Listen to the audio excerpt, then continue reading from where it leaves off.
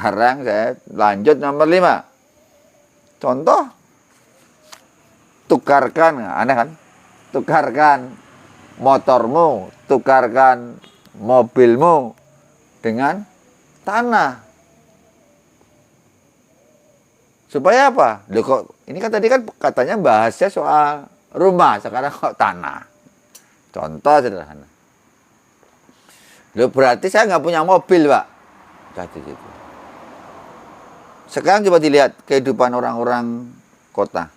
Cenderung dia punya rumah duluan atau punya mobil duluan? Punya mobil duluan.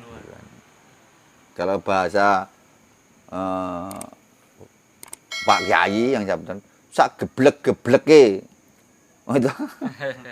Menungso kuwi yen nganti duwe duit gitu, nganti ngedol lemah hanya untuk beli mobil.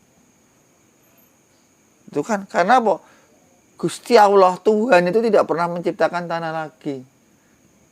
Dan Tuhan itu tidak pernah menjual tanah lagi. Kalau habis, waduh, maka kenapa harga tanah selalu naik? Maka tadi kita bahas yang nomor 5, tukarkan mobilmu dengan tanah. Itu dasar dulu. Kalau rumah nggak cukup, maka contoh punya mobil yang harganya 100 juta, 150 juta. Mungkin kamu belinya nyicil dulu. Ya sudah, tukarkan separuh. Diturunkan mobilnya. Separuh untuk beli tanah. Berarti kan belum bangun, Pak. Itu kan pertanyaan saya.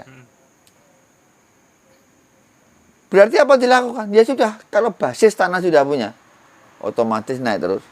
Apalagi tanah tadi, coba kalau kamu lihat, punya ilmu properti dasar dulu. Kalau tanahnya luas, separuh dijual, ya kan? Dengan nilai dikapling-kapling, dari sisa yang ada pasti untung banyak untuk bangun rumah.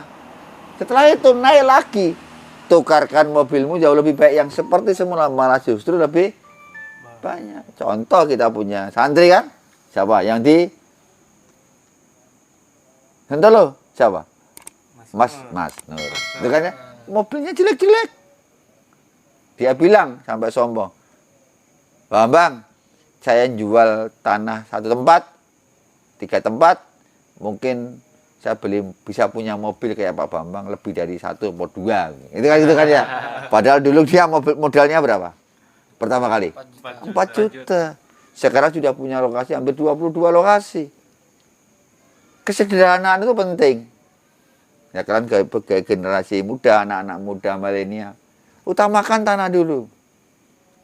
Nanti pelan-pelan secara otomatis bisa punya rumah.